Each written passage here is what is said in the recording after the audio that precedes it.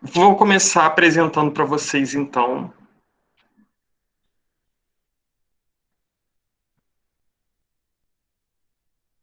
Só um minutinho, vou compartilhar aqui com vocês. Quando aparecer aí, vocês me sinalizam, tá? Quando a tela aparecer. Apareceu. Apareceu? Técnica de redação. Isso aí. Então, vamos lá. Vamos começar. Bom, eu vou passar para vocês, na verdade, assim, se eu fizesse um curso com vocês de 6 meses, muito provavelmente vocês ainda teriam dificuldades em algumas técnicas de redação, porque é uma coisa que não se escreve bem da noite para o dia, não se corrige erros que a gente está viciado há muito tempo da noite para o dia. Só que no dia de hoje eu vou tentar sinalizar para vocês algumas técnicas bem específicas que vão ajudar vocês a construírem textos melhores, tá bom? Obviamente que isso precisa ser mais detalhado, com mais calma, e o principal, vocês precisam escrever. Vocês precisam escrever muito, porque é escrevendo que vocês vão corrigir os erros de vocês, tá bom? Então, vamos começar aqui. Eu vou apresentar para vocês 7 técnicas. Na verdade, nem técnicas, né? São 7 tópicos que são técnicas para vocês escreverem melhor. Primeira delas, analisar as palavras-chave. Sempre que pedem para vocês uma redação, seja num concurso público, seja no Enem, seja em qualquer lugar, o tópico, o título que eles pedem, né, o tema, vocês têm que extrair desse tema quais são as palavras-chave. Tá? Eu vou dar um exemplo para vocês aqui, já está aí na tela, um exemplo. Esse tema foi da redação do Enem, de 2016. Aí eu faço uma pergunta para vocês e eu gostaria que vocês ou escrevessem aí ou me respondessem, abrissem o microfone e falassem. O tema da redação é Caminhos para combater o racismo no Brasil. Aí eu pergunto para vocês, quais são as palavras-chave que o tema sugerido nos traz? Combater racismo. Combater racismo. Eu acho que só tem 2, né? No caso. Que a colega já falou. Combater. Sim. Mas, assim, nada impede que tivesse mais, tá? Nesse caso... Caminhos. Nesse caso, vocês acham que é combater e racismo, né? Isso, a Edilene também colocou. Então, olha só. Perfeito. Nesse caso aí, a gente tem como palavras-chave combate ou combater, né? E racismo. Então, o que isso quer dizer? Quer dizer que quando você for estruturar a sua redação, você tem que se dar conta de que todo tema que você vai desenvolver tem que flutuar em volta dessas 2 palavras-chave. Você não sabe uma coisa muito comum que acontece? É a pessoa fugir do tema. Olha o tema aqui, ó, o tema que está lá. Caminhos para combater o racismo no Brasil. Aí você começa a falar de racismo, mas daqui a pouco você já está falando de pobreza, você vai se desviando totalmente do assunto. Porque um assunto vai puxando o outro, e isso acontece muito quando a pessoa vai escrevendo ali no impulso. Começa tudo escrevendo, parece até Chico Xavier psicografando, né? Bota o bombo e sai escrevendo igual louco. E redação não se faz assim.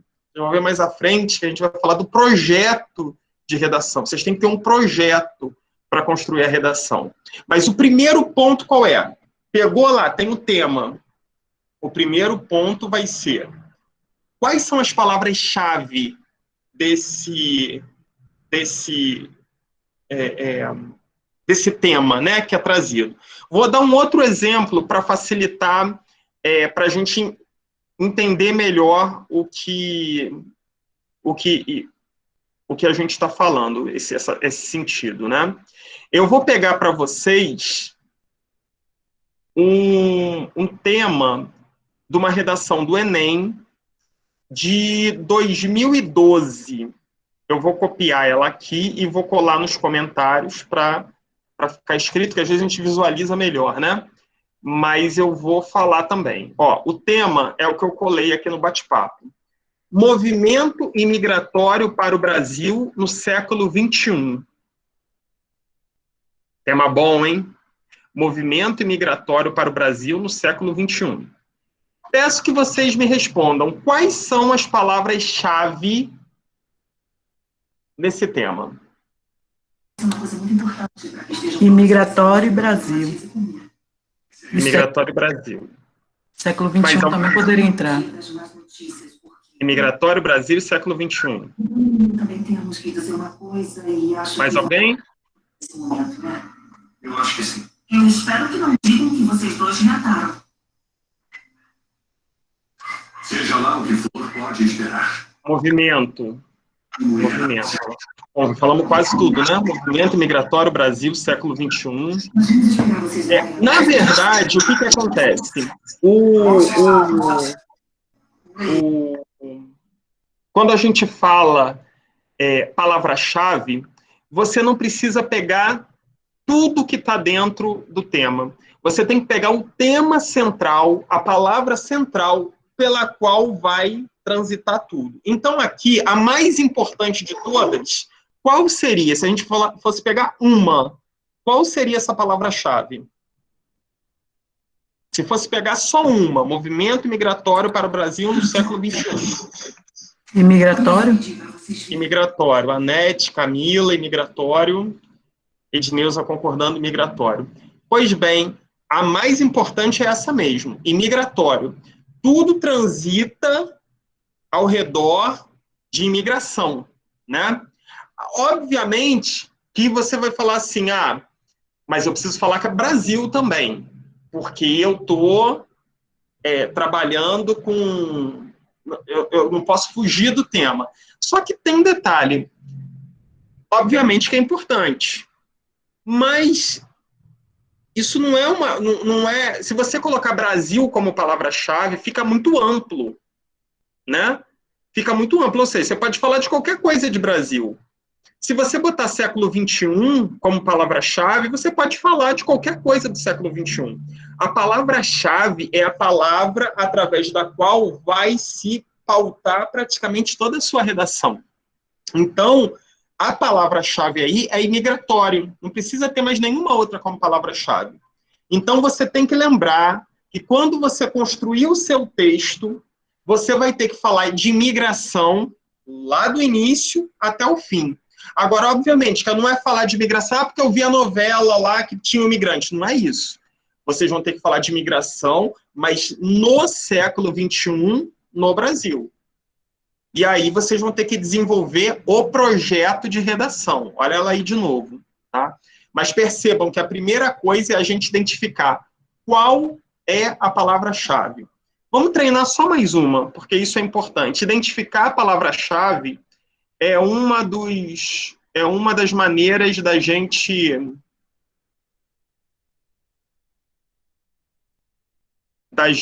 poder...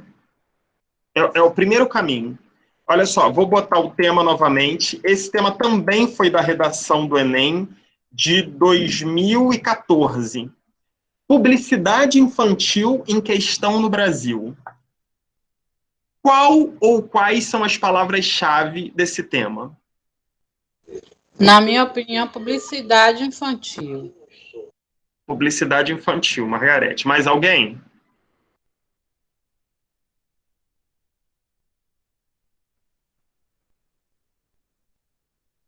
Ninguém? Publicidade infantil de Lene também. Também. Publicidade de Neuza. Bom, na verdade, aí a gente precisa ter duas, sim. Publicidade infantil. Porque se eu falo só publicidade, eu perco uma parte importantíssima, porque o assunto não é publicidade, o assunto é publicidade infantil, né? Então, se eu fico transitando só em publicidade, eu posso falar, os comerciais e tudo, só que a gente está falando de publicidade infantil, né? Então, as palavras-chave desse tema são publicidade infantil. Ou seja, o seu texto todo, o seu projeto de redação vai ter que transitar ao redor dessas palavras. Deu para entender o que seria essa palavra-chave aí para fazer a construção? Eu, né? Então, ó, primeiro passo a gente já conseguiu. Então, a coisa já começou bem. Vamos para o segundo passo. O segundo passo é elaborar um projeto de texto. Coloquei para vocês um outro tema de redação de Enem. Esse foi de 2017. Desafios para a formação educacional de surdos no Brasil. Foi um tema bem puxado, né? Antes de começar a escrever, é preciso pensar em um projeto para o seu texto. Qual é o problema? Quais são as causas? Quais são as possíveis soluções? Porque, assim, às vezes você vê assim, vamos lá, tema, desafios para a formação educacional de surdos no Brasil. Aí você começa escrevendo. Os surdos são, não sei o quê. Você começou a escrever do nada, você não pensou em nada que você vai fazer. A chance de dar zebra lá no final e ficar uma porcaria essa redação é enorme. Então, a primeira coisa, vamos lá. Estou fazendo um concurso, vocês estão fazendo um concurso aí para juiz federal. Olha aí, juiz já. Aí vocês veem lá, tema da redação, desafios para a formação educacional de surdos no Brasil. Primeira coisa, quais são as palavras-chave?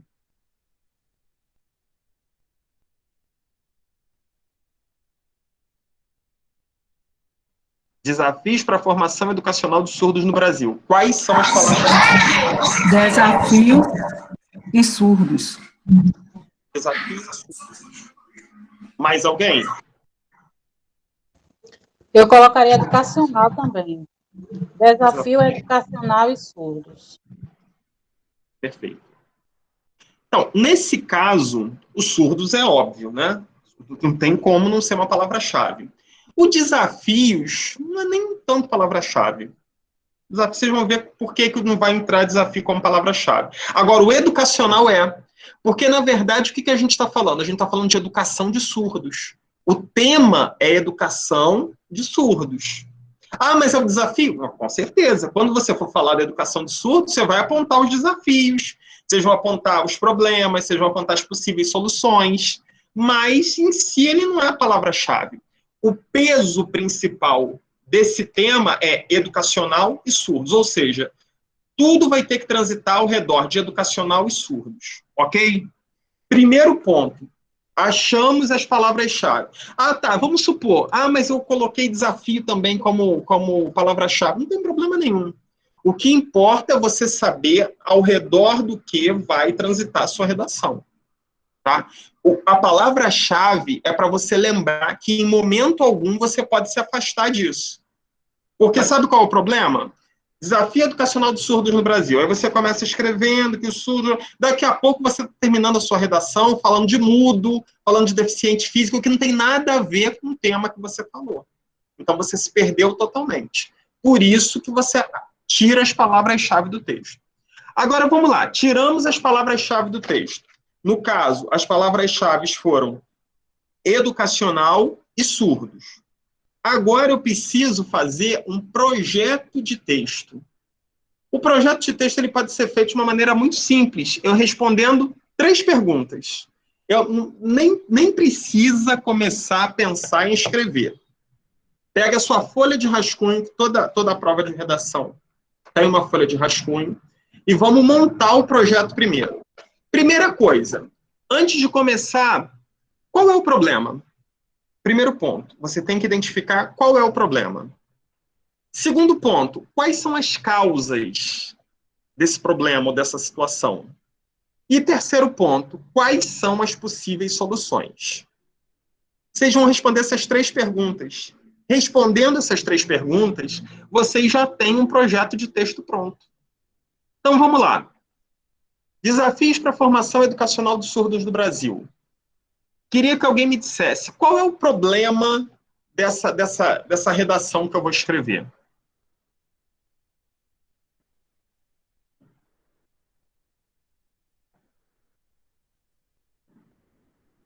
Meu nome é Alex. Formar surdos no Brasil? Ou Oi? formar surdos no Brasil? Ou formar só surdos?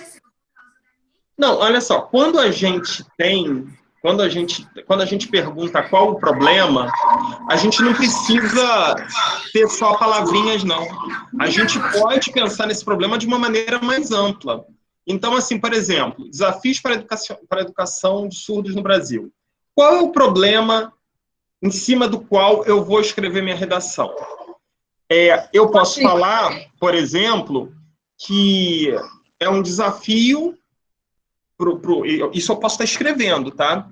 É um desafio grande para os governos, pois falta professores qualificados, né? E a inclusão acaba sendo difícil nas escolas regulares. Pronto, eu posso partir para esse lado. Por exemplo, dizer assim, falta de profissionais. Tá, é um problema, mas não pode ser o problema. Você não vai basear sua redação toda nisso, tá? E você pode detalhar mais. Falta de profissionais, como assim, né? Falta de profissionais qualificados para atender nas escolas públicas ou privadas. Olha como é que você vai... Você tem que ir desenrolando o assunto para ficar mais fácil de você escrever. Educar surdos. Educar surdos é muito vago, né? É muito amplo. Qual é o problema? O problema é educar surdos. Tudo bem, é o que o texto, é o que o tema, inclusive, diz.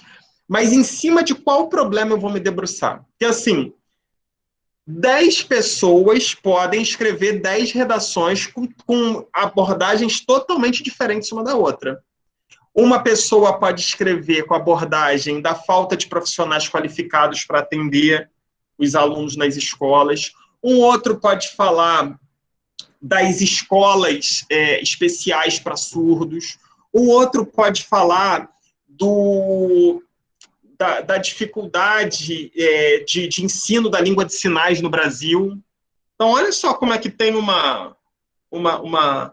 monte de lugares, um monte de espaços em que eu posso estar desenvolvendo o meu texto.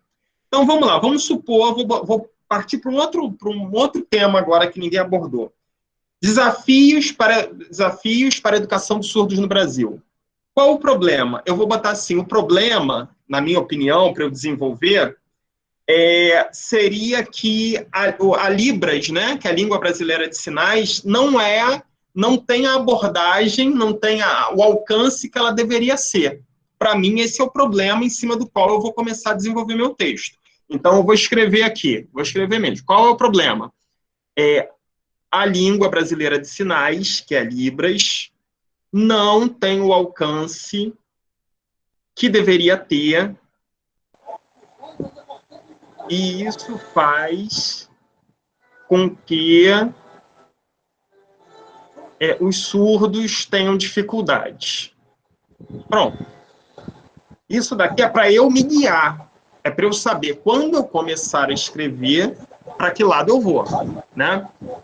Aí, vamos lá, quais são as causas? Eu já apontei o problema, no meu caso o problema vai ser Libras, que não é tão desenvolvida, e eu vou apontar agora quais são as causas. Então eu vou pensar assim, quais são as causas disso acontecer?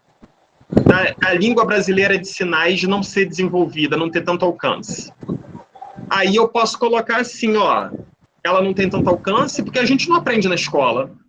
A gente deveria aprender na escola, né? Então, vou botar aqui, ó. Quais são as causas? Pode ser mais que uma. Libras não é ensinada na escola. Não é ensinada na escola. Vocês teriam mais alguma causa para me ajudar aqui a apontar? A formação dos professores também, que não é adequada. Formação dos professores não é adequada. Tá bom, botei 2 causas aqui. Percebam que eu posso botar quantas causas eu quiser. Eu só tenho que botar o cuidado também. Eu não posso botar 10 causas, atirar para todo lado e não fechar a redação. Porque quando eu aponto um problema e quando eu dou a causa, eu tenho que dizer qual é a possível solução. Senão, você atirou para todo lado e não pegou ninguém. Ok? Então, apontei as minhas causas. Agora, quais seriam as possíveis soluções? Então, assim, Primeiro, eu botei aqui, Libras não é ensinado na escola. Qual seria uma possível solução para isso?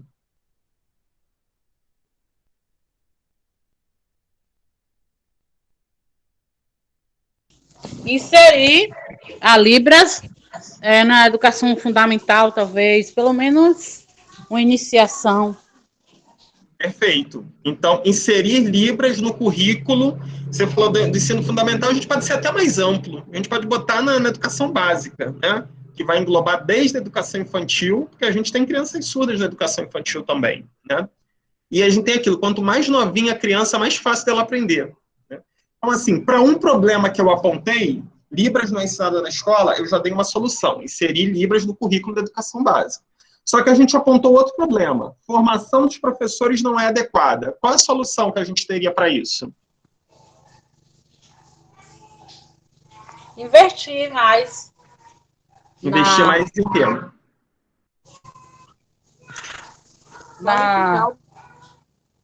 Professor. Investir na formação de professores.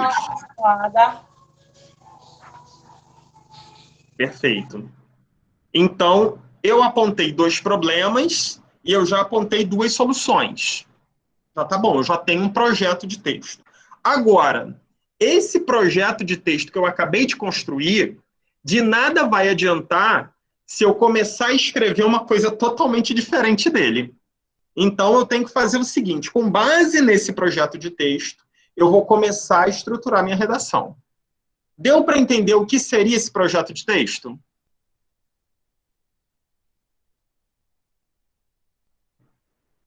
Deu, não deu? Sim. Ótimo. Então, vamos prosseguir, então. Então, analisamos as palavras-chave, fizemos o projeto de texto, agora a gente vai interpretar os textos de apoio. O que seriam esses textos de apoio? O texto de apoio, geralmente, no concurso, no Enem, eles não dão só o tema e faça uma redação sobre isso. Não. Eles entram com o tema, aí você vai começar a desenvolver o tema.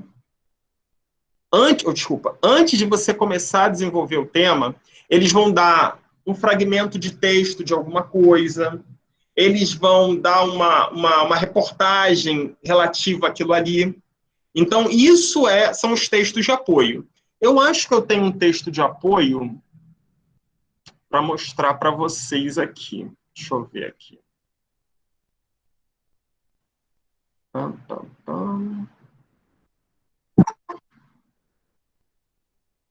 Achei.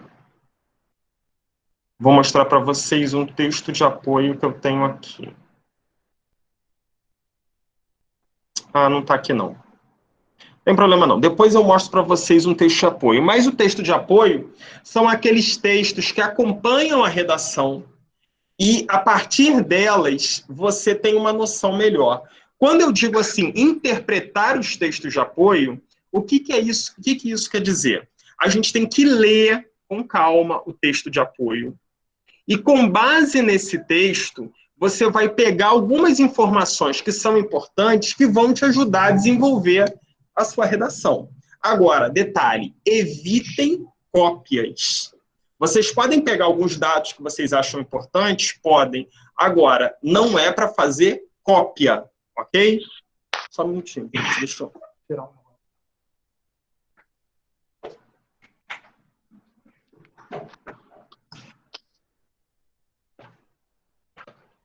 Desculpem, vamos lá. Então, retornando aqui para os textos de apoio. Quando a gente tem... É muito difícil, nos dias de hoje, a gente ter uma proposta de redação, seja em concurso, seja em Enem, seja no que for, em que você não tem um texto de apoio para você poder desenvolver, né? Então, interpretar os textos de apoio é fazer essa leitura e extrair desses textos informações que podem te ajudar na construção da sua redação. Lembrando, evite cópias, ok? Até aí, tudo tranquilo? Tranquilo? Não tá. Sim. Então, seguimos. Vamos lá. Qual é o próximo? Tá aqui o texto de apoio, olha lá, ó. Ele tá aqui. E eu procurando ele em outro lugar. Esse texto de apoio, vocês viram o tema que eu... Aqui, ó, o tema que eu coloquei, Justiça e Sistema Punitivo no Brasil. Isso daqui era o tema, né? Aí o texto de apoio era esse daqui, ó. A Justiça de São Paulo reduziu a pena do estudante que atropelou um ciclista e atirou o braço em um córrego, meu Deus do céu, em março de 2013. Na quarta-feira, uma decisão judicial reduziu a pena para 2 anos de prisão em regime aberto, 8 meses de suspensão do direito de dirigir e pagamento de indenização de 10 salários mínimos. A prisão foi substituída por serviços à comunidade e prestação pecuniária de 50 salários mínimos. Inicialmente, Alex Kozlov-Siwek foi condenado a 6 anos de prisão em regime semiaberto, pagamento de 60 salários mínimos e a suspensão da Carteira Nacional de Habilitação por 5 anos. Segundo a assessoria de imprensa do Tribunal de Justiça, ainda cabe recurso. Então, isso daí é um extrato de uma notícia que serve para você se basear no que você vai estar dizendo do seu texto. Obviamente que vocês viram que isso daí é um tipo de notícia que a pessoa, quando lê, se revolta. Não tem que punir tudo. Só que, geralmente, nesses textos de apoio, eles colocam um texto defendendo uma posição e um outro texto defendendo uma posição oposta. Porque qual é a situação? Quando você escreve uma dissertação, e daqui a pouquinho eu vou falar de gênero textual, a dissertação é você dar a sua opinião. Só que você precisa dar a sua opinião de maneira embasada. Você não pode simplesmente falar que acha. Você precisa embasar a sua opinião, certo? Então, quando você tem esses dois textos com temas diferentes, uma coisa bom, vamos supor, esse texto aqui estava falando, dá a entender, né, que, o cara não foi punido, tinha que ser punido mais, foi muito grave. Agora, pode ter um outro texto, que eu não sei, né, mas provavelmente teve, vou citar um exemplo de um que podia ter. Aquele caso de uma mãe que parece que roubou um saco de arroz e um pacote. Licença, o volume ficou bem baixinho, aconteceu algo? Tá baixo aí para vocês? Para mim tá. Tá, tem que ver se para os outros tá. Esse não, para cá. Então é problema aí seu. Tenta sair e entrar de novo, Margarete, que para os outros está normal. Então pode ser que seja da sua conexão aí, tá bom? Voltando aqui então no assunto. A gente tem um texto de apoio que dava uma ideia mais punitiva, né, em relação a essa questão de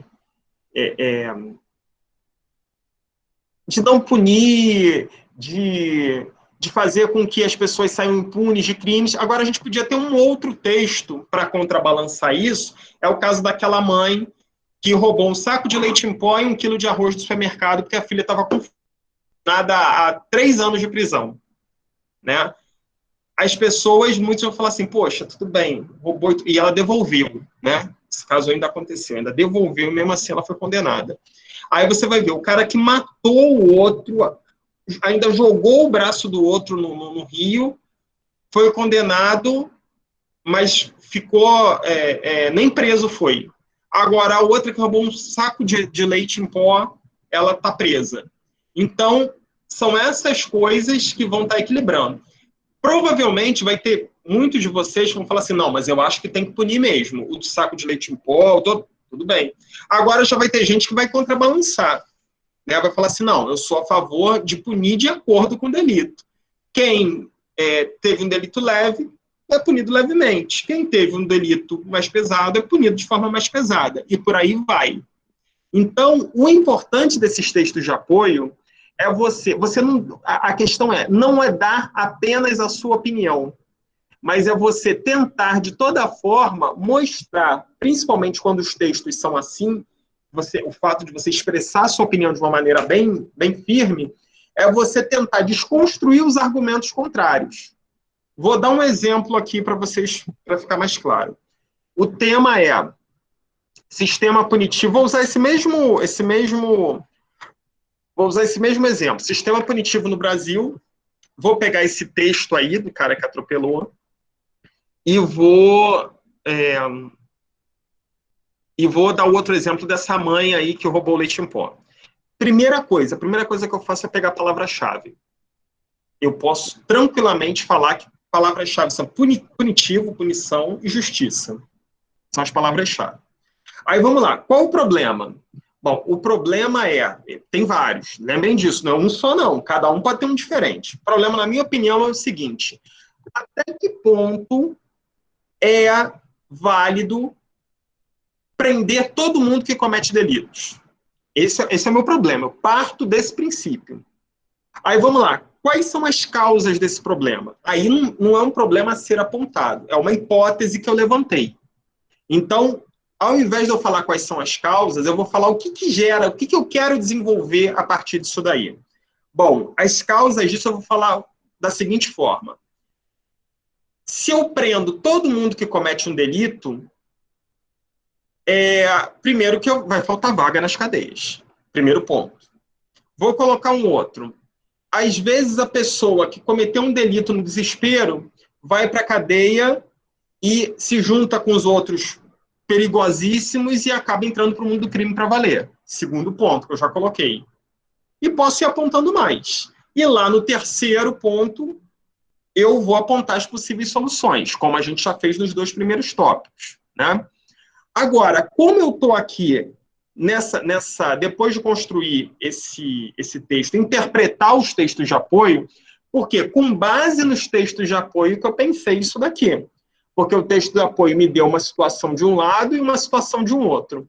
Então, quais são as informações que eu posso tirar desses textos de apoio? Eu posso falar, por exemplo, existem casos, como, por exemplo, aí eu vou lá, do estudante que em 2013, em São Paulo, atropelou um ciclista e atirou um braço no córrego. Pronto. Entendeu? Eu posso pegar essa informação para embasar a minha redação. Não para escrever sobre esse assunto, mas para embasar a minha redação. Entenderam o que seria essa interpretação dos textos de apoio? Sim. Ótimo. Então, vamos seguir. Passamos...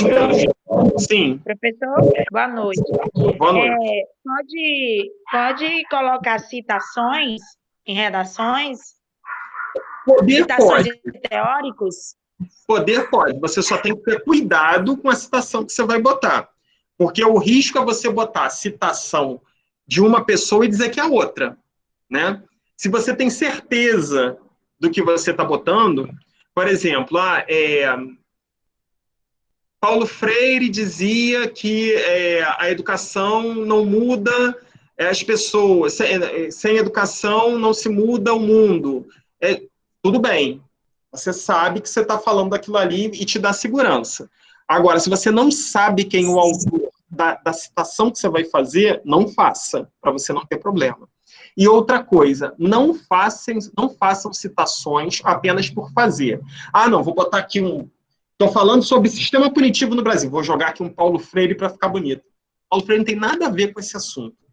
Então, vocês vão botar ali uma informação que não tem nada a ver. Você pode botar uma citação? Pode, mas que tenha a ver com o tema que você está colocando. Uma falha muito grande das pessoas na redação é assim, começam com uma citação linda e depois esquecem aquela citação, porque ela não tem nada a ver com o restante do texto.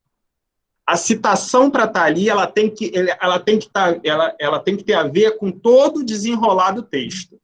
Se ela não tiver, não coloque. Ok? Está bem embasada, tá bom. Exatamente. Ok, obrigada. Bem embasada e, mais importante, diretamente ligado com a estrutura do seu texto. Ela não pode estar ali como a carta fora do baralho, tá bom? Ok, entendi, obrigada. Nada. Seguimos. Vamos lá para o próximo tópico.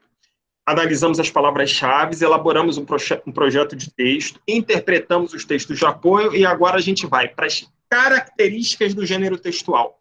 Olha que legal. Agora foi. Para mim não tinha esquecido, mas tá aí.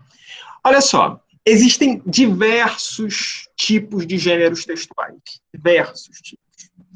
Geralmente, as redações de concurso, de Enem, elas se baseiam no gênero dissertativo argumentativo. O que é o gênero dissertativo argumentativo?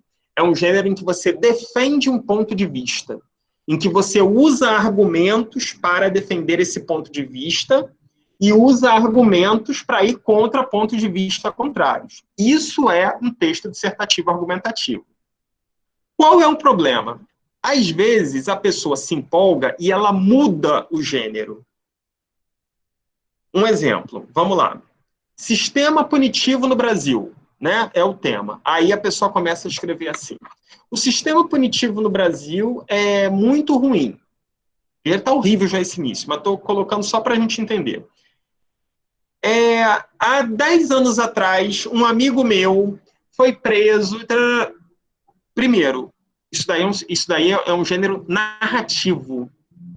Você está descrevendo uma situação, você está narrando uma situação. Às vezes isso acontece, a pessoa pediu um gênero textual e a pessoa escreve outro. Se fez isso, dançou. Pode ter certeza que sua redação nem vai ser considerada, né? Se você começa a narrar alguma situação, por mais que ela faça parte do tema, como eu falei aqui, se eu contar a história de um amigo meu que foi preso, mas ele não tinha nada a ver, aí ele ficou muito tempo preso, pode ter tudo a ver com o tema, mas se é uma narração, o gênero textual é outro. Então não pode. Essa redação vai ser desconsiderada, ou vai receber nota 0, porque você não atendeu ao gênero textual dela. Ok? Então, qual é a situação? Gênero textual. Prestar atenção. Geralmente, os gêneros textuais de prova de concurso, de Enem, é o gênero dissertativo argumentativo. É aquele em que você defende um ponto de vista a partir de argumentos válidos, né? Agora, se você faz uma redação que pede, por exemplo, um texto narrativo, você vai narrar. Se for descritivo, você vai descrever alguma situação. E por aí vai. Ok? Então, muita atenção em relação ao gênero textual. Porque um gênero textual errado pode fazer com que você desgrace a situação inteira. Ok? Até aí, tudo bem?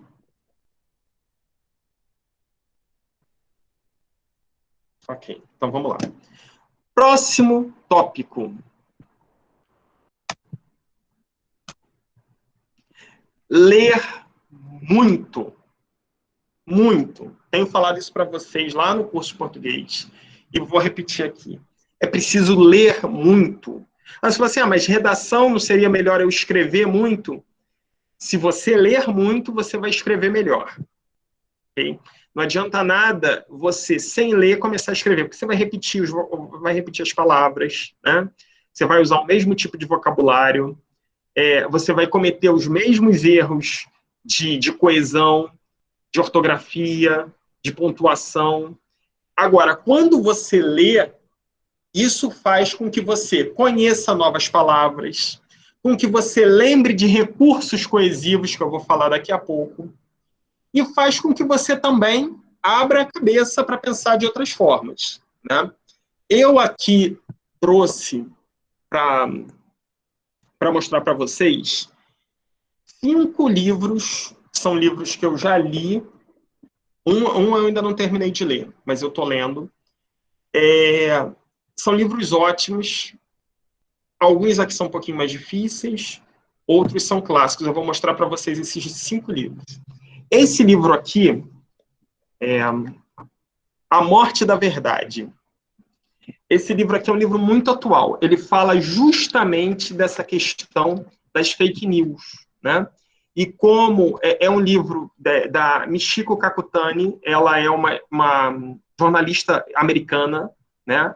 Ela é japonesa, radicada americana, e ela fala sobre a era Trump nos Estados Unidos, né? Como ele baseou todo o governo dele em cima de mudar a verdade, de colocar uma verdade que agradasse mais a eles, né? Que a gente convencionou chamar de pós-verdade. A verdade é o que me agrada. Se não me agrada, é mentira. Então, eu mudo a verdade para me atender. É um livro ótimo, ele é pequenininho. Você vai falar assim, olha, grosso. Não, porque ele é pequenininho, ó. É um livrinho tamanho pequeno, dá para ler super rápido, livro maravilhoso. Nome, professor. Oi? Como é o nome do livro? A Morte da Verdade. Ah, Morte da Verdade. O senhor colocou lá no bate-papo o nome? Ah, vou botar aqui agora. Então, vou botar aqui, ó, livro 1, Tá. A Morte da Verdade. Vou botar até o nome da autora. É a Michiko Kakutani. Tá? Primeiro livro. Segundo livro que eu vou recomendar para vocês, esse é um clássico. Esse livro tem mais de 200 anos. E, assim, geralmente, quando a gente estuda sociologia, a gente lê ele. Mas mesmo sem ser uma aula de sociologia, eu sugiro a todo mundo que leia esse livro, porque ele é um clássico da literatura mundial. Contrato... Mais de 200 anos? Oi? Mais de 200 anos, professor? Sim. O mundo existe foi escrito por Rousseau. Peraí, Viveu no século XVII. Hã? São 2 séculos. Sim. A gente tem livros que foram escritos até mais tempo. Por exemplo, a gente tem a Divina Comédia, de Dante Alighieri, foi escrito há mais de 500 anos. Eu sei, a Divina Comédia realmente é muito famosa, né? Pois De é. Dante Alighieri. Não, é porque do jeito que o senhor falou, achei tão engraçado. 200 anos, aí eu fiquei assim pensando no impacto disso, né? Porque 200 assim, o Contrato Social é um livro de Rousseau, né? Rousseau é um dos maiores É de Rousseau, filósofos né? do mundo de todos os tempos. E esse livro fala do contrato social que rege a sociedade, né? É uma leitura que não é muito pesada e ela abre assim a visão para muitas coisas, né? Principalmente a forma como a gente entende a sociedade. Então, vou botar aqui, segundo Contrato Social de Rousseau. Terceiro livro, esse daqui é baratinho, não existe tema mais atual, é um livro muito recente, ele é pequenininho, vocês conseguem ler ele num dia tranquilamente. Pequeno Manual Antirracista, da Djamila Ribeiro. Esse eu tenho. Ótimo. Já leu? Tô lendo, porque eu tenho muito e-book, e aí eu começo a... vou começar a ler, entendeu? Ficou por E tudo. assim, é também complicado o tempo no... E-book hoje, a maioria dos livros a gente consegue ler pelo e-book, né? E tem muita gente que tem aquela assinatura do Kindle, e isso facilita muito, porque você tem uma série de livros todos de graça. Eu tenho. Eu vou ser sincero, eu gosto de sentir o cheiro do papel, eu gosto de segurar. Eu não consegui me adaptar a ler livro em tablet ou no Kindle, em nenhum lugar. Mas, assim, Não, quem consegue, ótimo, porque é a mesma coisa. Então, ó, vou botar aqui para vocês. Pequeno Manual Antirracista, da Djamila Ribeiro. Tá? Terceiro livro que eu sugiro para vocês.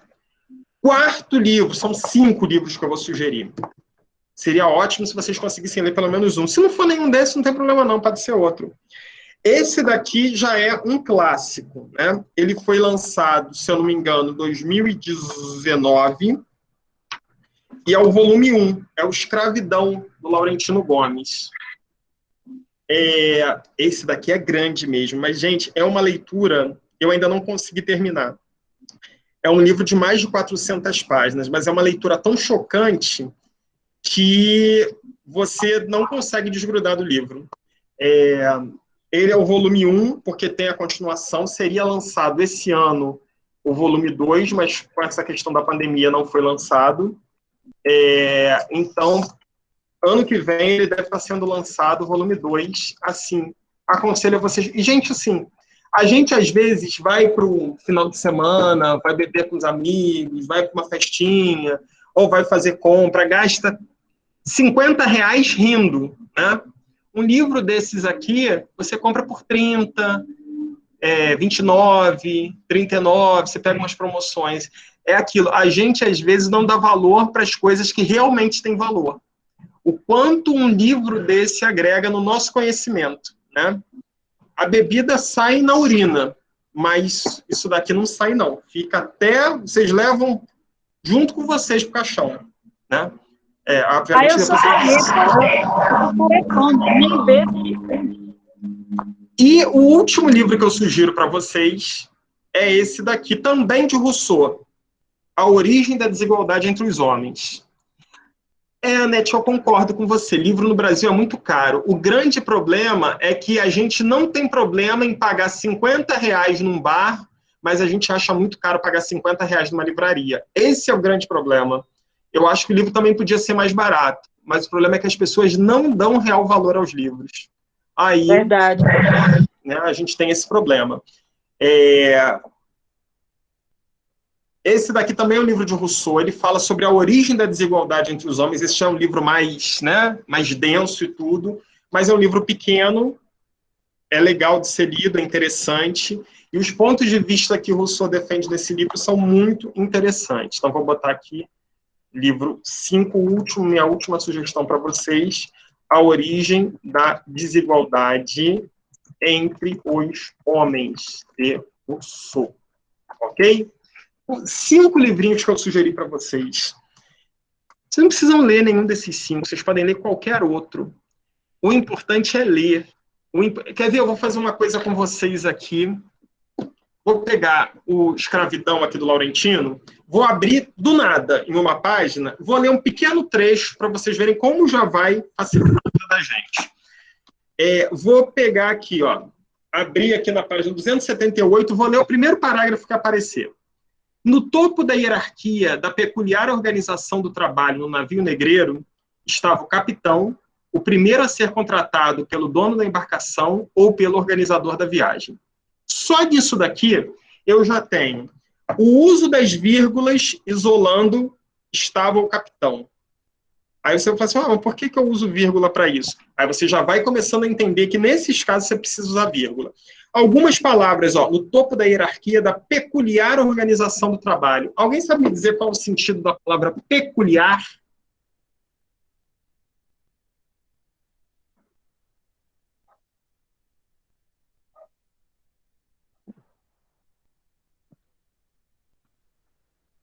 Olha que eu abri o livro numa página qualquer, li o primeiro parágrafo que eu vi e apareceu essa palavra. Alguém sabe me explicar o sentido da palavra peculiar? O que é uma coisa peculiar?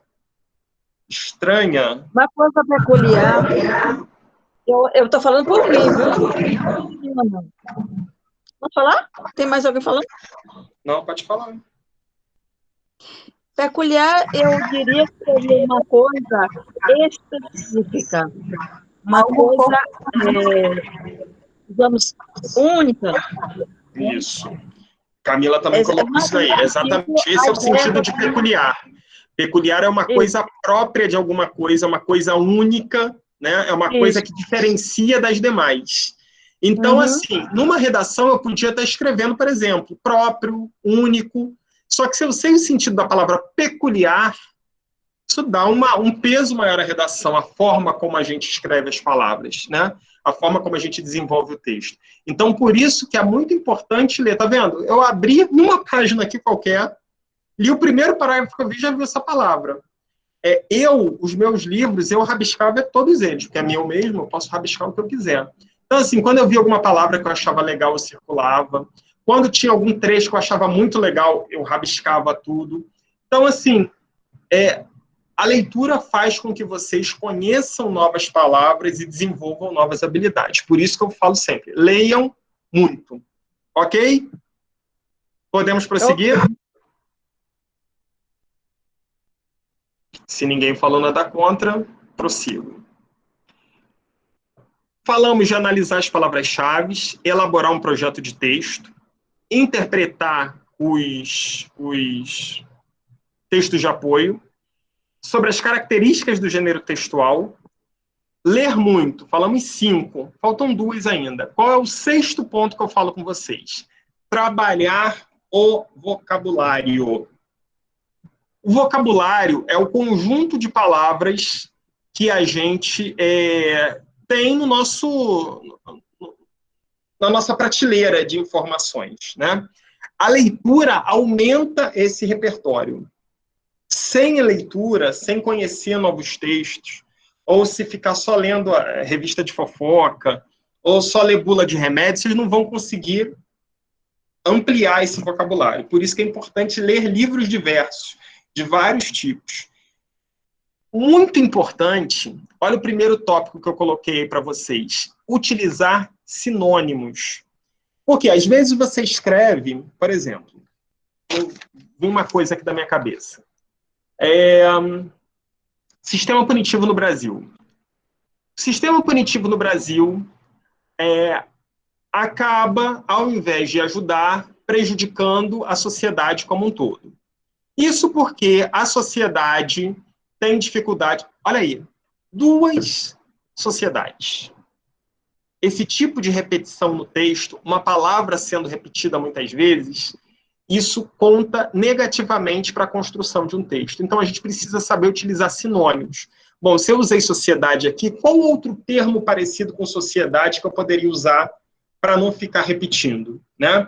E isso com todos os tipos de palavra, né? Com os conectivos, que a gente vai falar daqui a pouco. Por exemplo, outro tema, primeiro que a gente viu aqui, né? Deixa eu até pegar aqui que eu já me esqueci. Cadê os temas da redação? Tá aqui. Caminhos para combater o racismo no Brasil. Então, assim, vamos falar assim, o racismo é um crime. Segundo as leis brasileiras, o racismo é um crime. Segundo as mesmas leis, já repeti o segundo 2 vezes e falei de lei. Qual o termo eu posso estar substituindo por lei? Legislação. O que mais? Ordenamento legal. Tem vários tipos de termos semelhantes que eu posso usar.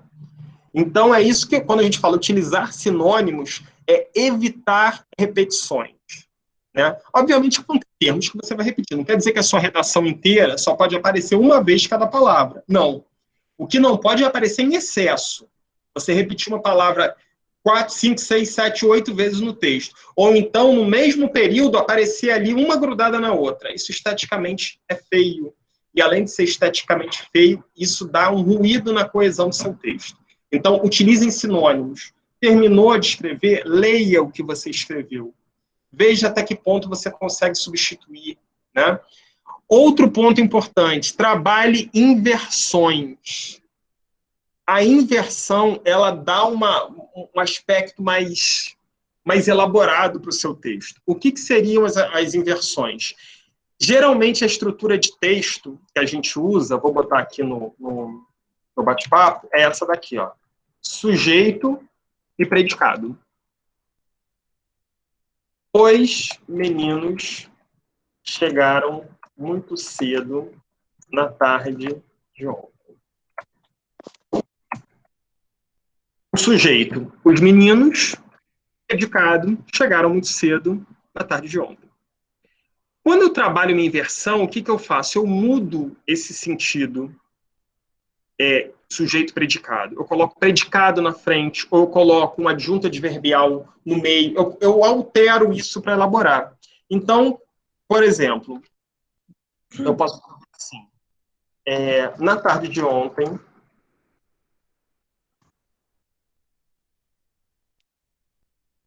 chegaram os meninos. Ou melhor aqui, ó, na tarde de ontem, bem cedo, no mesmo sentido de muito cedo, chegaram os meninos. Escrevi a mesma coisa, mas trabalhando inversão. A inversão faz com que o texto fique mais elaborado. Agora, cuidado, não é para sair invertendo tudo, porque senão vocês não vão conseguir. Vocês vão prejudicar a coesão do texto, e, além do mais, vai ficar um texto muito difícil de se entender. O bom texto é o texto que você consegue entender exatamente o que a pessoa que escreveu quis falar, quais eram os pontos que ela defendia. Um bom texto é esse, que você consegue entender. Então, assim, não, eu vou inverter isso aqui para ficar bonito. Você usa o recurso de inversão para dar uma elaborada no seu texto. mas é um recurso que você vai usar uma vez ou outra, não é para sair invertendo tudo. E você também tem que analisar qual frase cabe bem essa inversão. Às vezes, tem uma frase lá que pode ser invertida, mas não cabe bem a inversão naquela frase, né? Como é que você vai saber se cabe ou se não cabe? Lendo depois, vendo se o sentido está apropriado, né? Então, a inversão é um recurso que elabora a redação, mas tem que ser usada com muita parcimônia para não ter problemas com ela, ok? Outro ponto que eu sinalizei aí, evitar preciosismos. Vocês sabem me dizer o que são preciosismos? Não. Exagero. Exageros, isso aí, gente. Preciosismos é fazer... Você pensa, não, eu quero fazer uma coisa muito bonita, aí você escreve uma coisa, né? Tem um texto que... Uma frase que eu me lembro disso, eu estava no meu ensino fundamental. Nossa, faz ano pra caramba. E eu me lembro de uma comparação que minha professora de português fez. Vou colocar aqui para vocês.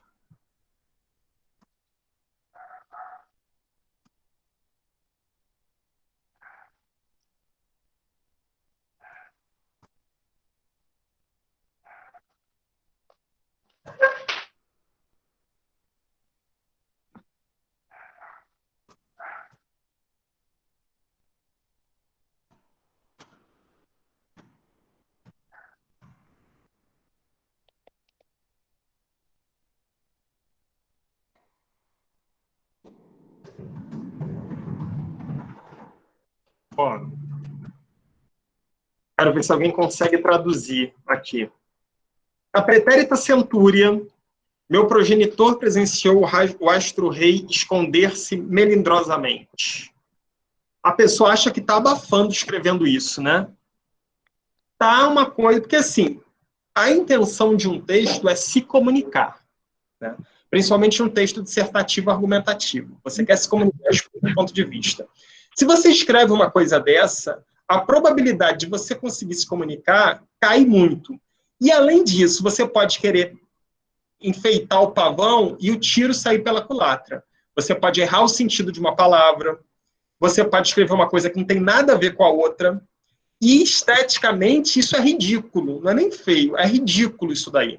Vocês sabem o que quer dizer isso daí? Na pretérita centúria, meu progenitor presenciou o astro-rei esconder-se melindrosamente. Parece que está em outra língua, né?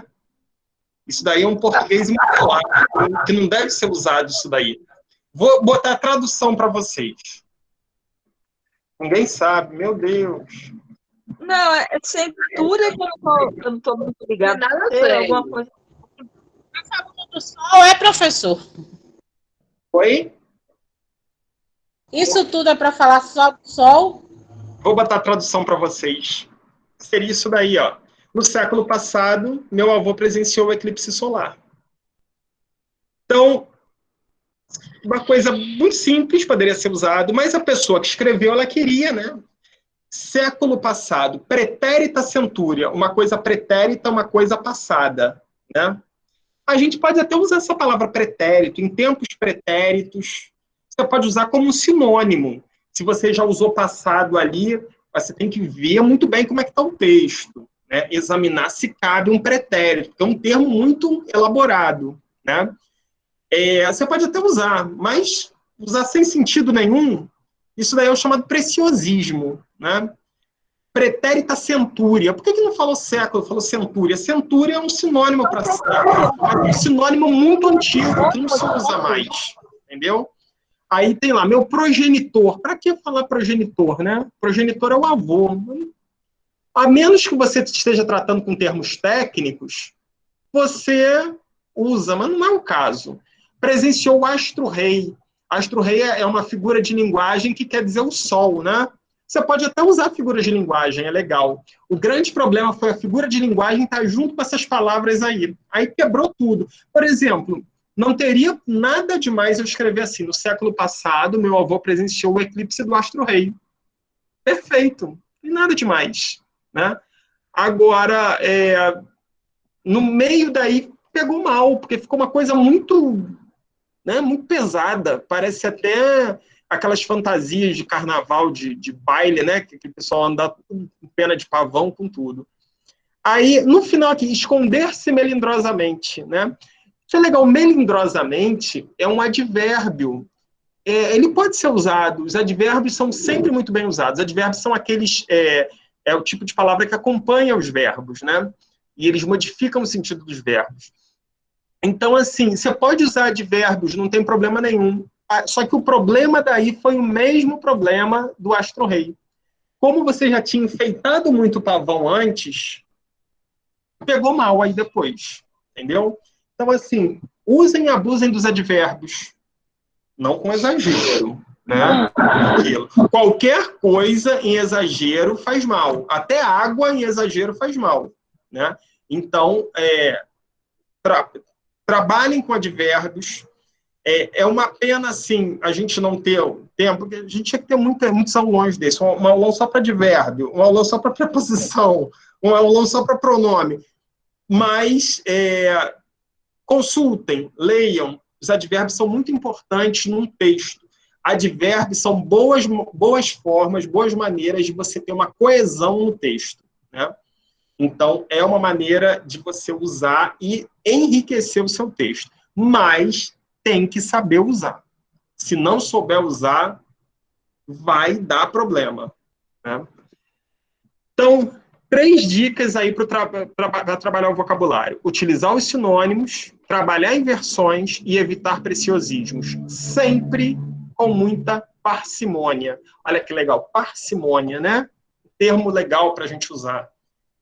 Usem a palavra parcimônia com parcimônia, para não ficar nada muito elaborado a ponto de ficar esteticamente feio. Ok? Podemos seguir? Então, vamos lá. Tem os elementos de coesão, verdade. Elementos de coesão eu tenho falado para vocês há muito, né? Os elementos de coesão, eles são talvez uma das coisas mais importantes numa redação, saber usar elementos de coesão, né? Quando você usa um elemento de coesão, você enriquece o texto. Quando você usa um elemento de coesão errado, você destrói o texto. Vou dar um exemplo. Vou dar 3 exemplos. Vou colocar assim.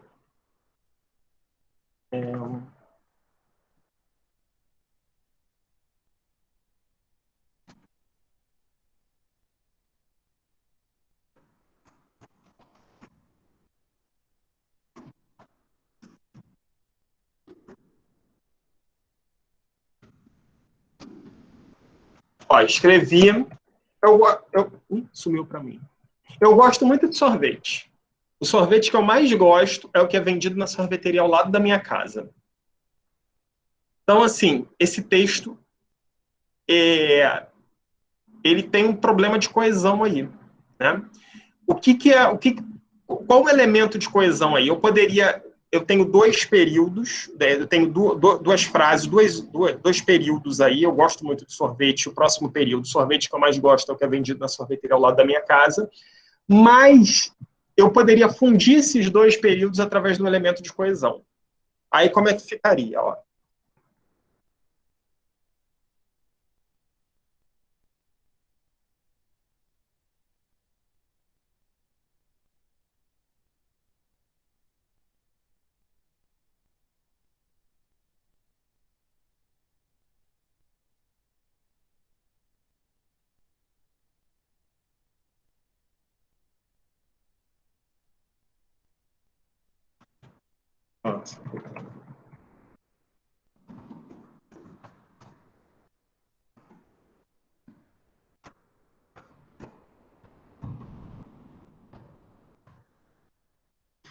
Escrevi a mesma coisa usando o elemento de coesão. A sorveteria ao lado da minha casa vende o sorvete o qual eu prefiro.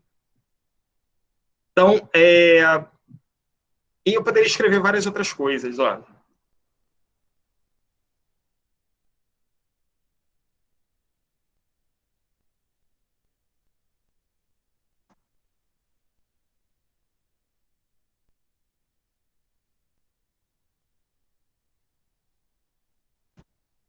Outro elemento de coesão bem simples. Eu gosto muito de sorvete e prefiro o que é vendido ao lado da minha casa. É o E. O E é um elemento de coesão, ele ligou os dois períodos, né?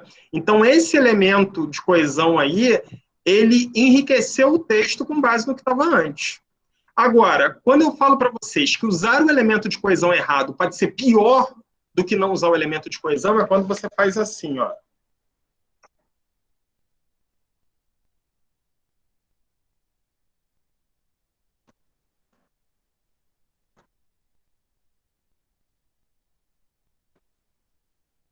Eu gosto muito de sorvete, porém o que eu mais gosto é o que é vendido ao lado da minha casa. Porém é um elemento de coesão, só que porém não está mal empregado aí. Porém é quando eu quero fazer uma contradição. Por exemplo, ó, eu gosto muito de sorvete, porém eu estou evitando porque eu estou gripado. Ou seja, eu estou colocando uma exceção àquilo que eu acabei de colocar. Então, os elementos de coesão, eles são muito importantes. Agora, se você usar mal, você estraga seu texto inteiro. Okay? Então, é preciso saber o sentido dos elementos de coesão para você poder escrever bem uma redação. Eu aqui sinalizei alguns elementos de coesão que ajudam vocês a construir o texto, né, de vocês. Aí, vamos lá. Para começar, né, quando eu estou começando lá na introdução, eu posso colocar inicialmente, primeiramente, antes de tudo, desde já. São elementos de coesão que podem ser usados no início de uma produção. Quando eu estou lá no meio da introdução, quando eu estou lá no meio da produção e eu quero dar continuidade ao que eu já falei, eu posso usar desde já, além disso, do mesmo modo, acresce que, ainda por cima, bem como, são coisas que agregam as informações que já foram dadas. E, por último, em aspectos de conclusão, eu posso usar, enfim, dessa forma, em suma, nesse sentido, em linhas gerais, concluindo. Então, olha a quantidade de informações, de elementos de coesão que vocês têm. Eu não daria para eu botar aqui a lista, porque tem uma lista imensa, né? Eu coloquei alguns exemplos para vocês verifiquem que são inúmeros os elementos de coesão. Aí eu falei assim, mas como é que eu vou saber esses elementos todos?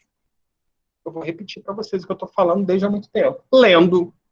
A única maneira de vocês conhecerem elementos de coesão é lendo, porque vocês vão ver como ele está sendo empregado, né? A maneira com que ele foi empregado, qual era o sentido dele, e aí você consegue tranquilamente utilizar novos elementos para sua produção textual, ok? Deixa eu só fazer um parêntese aqui e colocar a lista de presença de vocês, tá? Eu vou botar aqui nos comentários. Não deixem, por favor, de assinar a frequência, porque essa frequência, além dos dados de vocês, além do nome, do e-mail, tem também alguns dados que é para emissão do certificado de vocês. Se vocês não preencherem de forma incompleta, não vai, entendeu? Então, prestem atenção. A aula passada... Não teve aula passada. Isso daqui é uma coisa à parte. Lembre-se disso. Como assim? Você está perdida, né? Porque isso daqui não é curso de português. Você está misturando as bolas aí. É verdade. Pois é. Então, assim, não deixem de preencherem, tá? Para a frequência aí de vocês. E, finalmente, última técnica a ser usada na construção. Testar formas de começar o texto, né? Aí vem o texto em si. Depois de tudo isso que a gente colocou, de construir o projeto de texto, de pegar as palavras-chave e tudo, aí você vai começar a escrever, iniciar o seu texto. Com base naquele projeto de texto que você já fez, você tem condições de começar a fazer essa escrita. Algumas coisas que a gente tem que prestar atenção. Atenção nos conectivos e parta sempre do seu projeto de texto, ele não foi feito à toa. Lembrar sempre que a estrutura de uma redação ela é composta por uma introdução, onde você vai introduzir o assunto, o desenvolvimento, onde você vai desenvolver as suas ideias e o seu ponto de vista, e a conclusão, onde você vai amarrar tudo que você falou no texto para aparecer na conclusão. A conclusão não pode ser uma coisa que surgiu do nada e entrou ali. Assim como você não pode começar um assunto lá em cima e largar ele e partir para outro. As coisas precisam estar interligadas. Tá? Olha o que eu coloquei. Lembre-se que a estrutura deve estar diretamente interligada. Introdução, desenvolvimento e conclusão. É uma redação, não pode ser cada um falando de uma coisa. Tá? E a conclusão deve ter relação direta com o problema proposto durante o desenvolvimento. Você falou lá na introdução, você desenvolveu o problema, agora você tem que dar uma solução para ele, uma conclusão. Né? Vou dar um exemplo breve para vocês, obviamente que eu não vou escrever uma redação agora, nem tem como, mas eu vou dar um exemplo breve aqui. Vamos supor aquele texto lá que eu fiz aqui, o projetinho das Libras, né? Olha como é que eu vou começar o texto. O problema que eu apontei é que as Libras não têm o alcance que deveria ter, e isso faz com que os surdos tenham dificuldade. Eu posso começar assim, ó. A língua brasileira de sinais é considerada uma língua oficial no Brasil. Olha como é que eu estou introduzindo o tema, né? Se no texto de apoio tiver a quantidade de surdos que tem no Brasil, ótimo, eu posso falar assim, mais de não sei quantos milhões de pessoas utilizam esse meio, essa língua para se comunicar. Agora, se eu não sei, eu não posso inventar. Ah, mas eu li num texto, e o texto fala que é isso. Então, coloque da onde você leu. Segundo reportagem do jornal tal, o número de surdos... Aí você vai desenvolver a ideia inicial. Aí você vai partir no desenvolvimento, você vai colocar quais são os problemas. Um dos problemas, você pode falar problema diretamente, ou você pode colocar, usar um daqueles elementos de coesão que eu coloquei para vocês. Né? Algumas situações fazem com que os surdos tenham sérias dificuldades educacionais. Ponto. Em primeiro lugar, olha o elemento de coesão. Em primeiro lugar, o ensino de Libras nas escolas é praticamente inexistente. Ponto. Além disso, outro elemento de coesão. A formação dos professores não é adequada para atuar com alunos surdos. Isso se deve ao fato... Olha como é que uma coisa eu vou explicando a outra. Isso é um texto dissertativo argumentativo. Vocês têm que dar uma informação e explicar aquela informação, o porquê daquilo está ali. Né? Aí escrevi, desenvolver tudo, vou partir para a minha conclusão.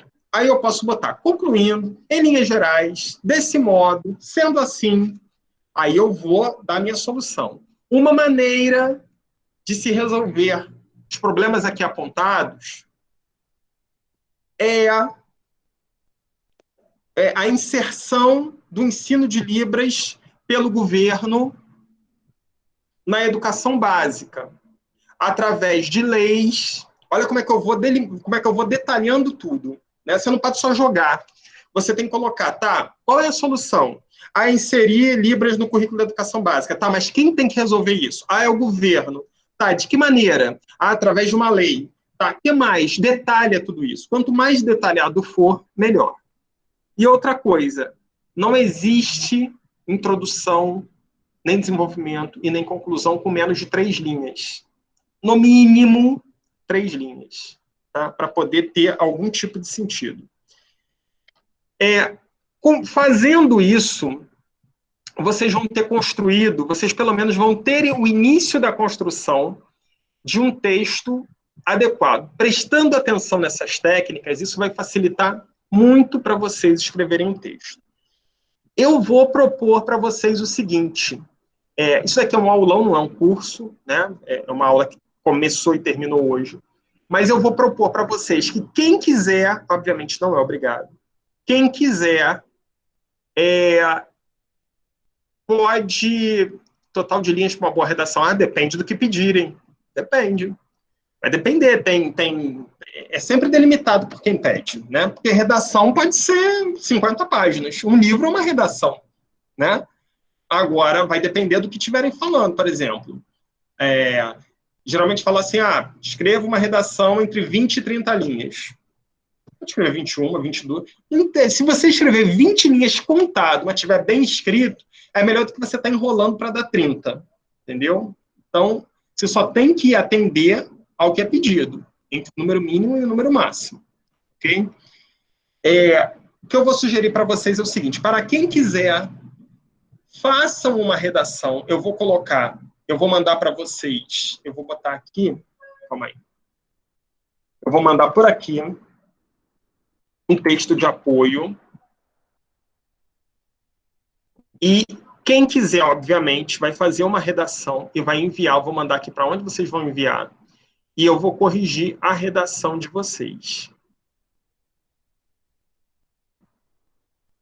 Opa, esse tema aqui tá bom. Calma aí. O tema que eu vou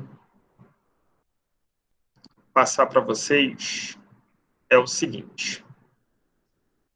Aqui, ó. Tema da redação. Viver em rede no século XXI. Os limites entre o público e o privado. Vou dar para vocês um texto...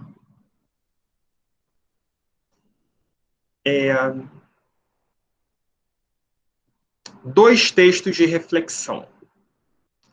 Como eu não vou botar aqui, né, porque vai ficar difícil, eu vou colocar lá no grupo do WhatsApp. Todo mundo aqui está no grupo? Tem alguém que não esteja? Acho que todo mundo está, né? Acho que está. Ninguém falou nada, é porque todo mundo está. Então eu vou botar... Já estou botando... Já estou botando aqui no grupo do WhatsApp. Os dois textos são os textos de apoio. Valdilene não está? Então, Valdilene, se você quiser, você pode me chamar. Deixa eu ver como é que eu vou fazer. Eu posso te mandar isso por... Então, eu vou botar aqui também. Manda o link para mim. Não tem link, esse daqui é um texto. Não, eu sei. Manda o link para o telefone dela. Pronto, eu botei aqui. Também é pequenininho, né? Deixa eu... Só que o texto 2 acho que saiu cortado. Vou botar novamente o texto 2, tá? Porque o texto 2 saiu cortado. Eu vou mandar para vocês pelo grupo. É porque acho que tem um limitador aqui de quantidade de palavras. Vai ficar, não vai dar. Mas qualquer coisa, Valdilene, você me fala depois, manda o seu e-mail, pode até botar aqui se você quiser, que eu mando para você isso daí. Caso você queira fazer a redação, tá? Não tem obrigação nenhuma, não. Eu vou botar esses dois textos, já estou botando agora, lá no grupo do WhatsApp, para quem quiser fazer, utilizar... Deixa eu botar aqui agora para não me esquecer. Quem quiser fazer, utilizar ele como texto de apoio, tá? Já está lá no grupo. E deixa eu ver se eu coloco mais um aqui. Tem. Eu vou colocar também uma tirinha, que seria um terceiro texto de apoio. Todos eles com este tema. O tema é viver... Cadê onde eu botei o tema? Viver em rede no século XXI, os limites entre o público e o privado. Lembrando, não é obrigatório. Não, se eu não fizer, eu não vou receber certificado. Não, todo mundo que está aqui assinou a presença vai receber certificado. Isso daí é só para vocês treinarem, caso vocês queiram. Se não quiser também, não tem problema nenhum. Tá bom? Antes de encerrar com vocês, deixa eu pausar aqui essa apresentação. eu vou mostrar para vocês, a gente vai ter o curso de técnicas de redação, ano que vem. Ah, já mandou aqui. Já vou mandar para você, Edilene. Vou mandar para você por e-mail, tá? Aí você querendo, você pode fazer. Ah, tem que mandar até quando? Ah, quando vocês conseguirem, né? Só não vai me mandar ano que vem. O ideal é, enquanto está com a cabeça fresquinha das coisas que a gente falou hoje, né? Tenta escrever aí até o fim de semana e manda, que fica legal para vocês. Deixa eu falar para vocês. A gente vai ter um curso de técnicas de redação, que aí ele vai ser bem mais extenso, né? Pronto, já mandei, Edilene. Edilene não, Valdilene, né? Já mandei para você. É para enviar a redação. Como é que vocês vão mandar? Vocês vão mandar para esse e-mail aqui, ó. Vou botar aqui. Mas eu coloco lá no grupo também, tá bom? Está aqui já, alexandre@gestar.page. Page, né? P-A-G-E. Deixa eu compartilhar com vocês aqui o curso. Não, acho que nem precisa. Vou falar para vocês. Esse curso ele vai começar no dia 14 de janeiro. Ele vai durar 10 semanas. São 10 encontros, uma vez por semana, né? Sempre às quintas-feiras, à noite, nesse horário que a gente sempre tem a atividade, né? De 7 às 8h30. E a ideia é que toda semana vocês façam uma produção de uma redação que vai ser corrigida e vai ser dado feedback. E ao final vocês vão ter feito 10 redações, né? Lembrando que vai começar em janeiro, mas depois eu coloco para vocês direitinho como é que vai ser. Provavelmente vai estar lá na página da Gestar também, mas eu aviso para vocês lá no grupo depois direitinho. Vocês também podem estar se mantendo atualizados lá, tá bom? Ficou alguma dúvida, gente? Alguma pergunta? Algum comentário? Alguma coisa que vocês queiram falar?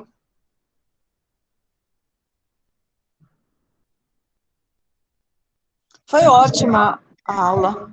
Ok, que bom. Qualquer pessoa pode falar, qualquer pessoa, desde que saiba ler e escrever, né? Já é o primeiro passo. Tem limite de idade, não. Qualquer pessoa pode fazer. Eu vou botar mais uma vez aqui o link para vocês não esquecerem de... Deixa eu achar onde está esse link. Alexandre, Oi. eu estava preenchendo lá a lista de chamada e não prestei atenção. Você falou o título da redação?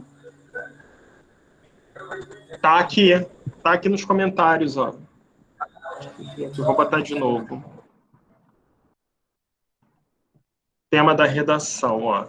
Viver em rede no século XXI. Os limites entre o público e o privado. Ok? Esse é o tema. Ok, obrigada. E vou botar mais uma vez aqui o link. Tá dando erro. Deixa eu ver se vai. Tá, não, tá certinho. Esse daí é o link para vocês colocarem fazerem a frequência de vocês, para o certificado poder ser enviado, tá bom? Gente, muito obrigado pela... Acabamos certinho na hora. Muito obrigado pela paciência aí, 1h30 à noite, às vezes a gente fica meio, né, a cabeça já fica grande, mas assim, é muito bom quando... eu gosto muito de ver as pessoas que se esforçam para poder melhorar. Isso eu digo principalmente em relação à educação, né? A gente não é perfeito, a gente sempre tem erro. Eu erro também, todo mundo erra, não tem isso daí não. Agora, o importante é você não desistir, tá sempre, não, eu errei, mas eu tenho que melhorar. É preciso ter isso na cabeça, né? Eu nunca me chateei quando ninguém me corrigia, né? Tem gente que fica, não gosta de ser corrigido. Eu adorava quando as pessoas me corrigiam, porque sempre que me corrigiam, eu passava a não errar mais naquilo que me corrigiam, né? Então, assim, aproveitem essas oportunidades, a gente tem esses cursos, todos esses cursos inicialmente foram gratuitos, vai continuar tendo alguns gratuitos, outros vão ser pagos, mas sempre a gente tem os cursos gratuitos, tem esses aulões e tudo. É uma pena, porque, assim, nós tivemos aí 17 pessoas num curso gratuito, né? Se você for pagar aí fora, não costuma ser do mais barato. Eu, pelo menos, não cobro barato, não. Mas nem todo mundo aproveitou. De qualquer forma, gente, eu queria até parabenizar vocês por estarem aqui até o final, ouvindo, né? Tentando pegar alguma coisa, e vou gostar muito se receber a redação de vocês. Quem puder mandar, pode ter certeza que eu vou corrigir, vou colocar todas as orientações para vocês estarem melhorando aí na redação, tá bom? Amanhã, para quem é do curso de português, a gente tem a 4ª aula. Para quem não é, fica para uma próxima oportunidade. Pessoal, tchau, tchau, boa noite, bom descanso para vocês e até a próxima. Tchau. Obrigada, professor.